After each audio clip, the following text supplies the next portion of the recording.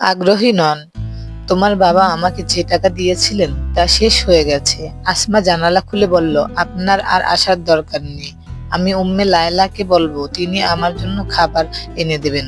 বশির রাগে চলে গেলেন এবং বিড়বিড় করে বললেন, কি করি দেখো, তোমার বাবাকে তার বিশ্বাসের জন্য আফসোস করাবো। দিন কাটতে লাগলো। উম্মে লায়লা আন্তরিকভাবে আসমাকে সাহায্য করতে শুরু করলেন। একদিন আসমা কিছু চিঠি বের করে উম্মে লায়লার কাছে দিল, যাতে তিনি সেগুলো তার বাবাকে পাঠিয়ে দেন। বশির দূর থেকে এসব লক্ষ্য করছিল এবং ভয় পেলেন সে আসমা হয়তো তার বাবার কাছে তার বিরুদ্ধে অভিযোগ করেছে। এক রাতে আসমা যখন কোরআন পড়ছিল, তখন দরজার নিচে একটি ছোট চিঠি ফেলে দেয়া হলো। চিঠিতে তাকে হুমকি দেওয়া হয়েছে, যদি তুমি মুখ খোলো তবে তোমাকে আমি দৃষ্টান্ত বানাবো। তোমার বাবা তোমাকে বিশ্বাস করবে না। এদিকে ইসমাইল এবং নাদির তাদের যাত্রা নিরাপদে শেষ করে গ্রামের দিকে ফিরছিলেন।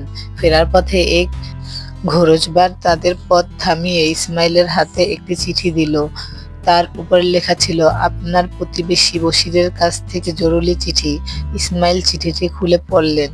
হে আবু নাদির, আমি তোমার মেয়েকে আর সহ্য করতে পারছি না। সে বদলে গেছে এবং অচেনা পুরুষদের সাথে জানালা থেকে কথা বলছে।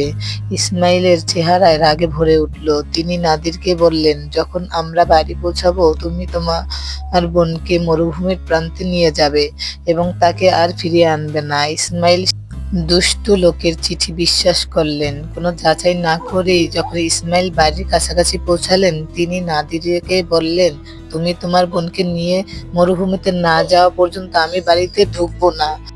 নাদির বাড়িতে ঢুকে তার বোনকে কোনো সালাম না দিয়ে তার সাথে মরুভূমিতে যেতে বলল। নাদির তার বোনকে নিয়ে মরুভূমির গভীরে চলে গেল। তার দিকে এমন ভাবে তাকাচ্ছিল যেন সে এমন এক অপরাধ বহন করছে যা সে এখনো করেনি। আসমা ছিল নীরব, তার চোখে অন্তহীন বালির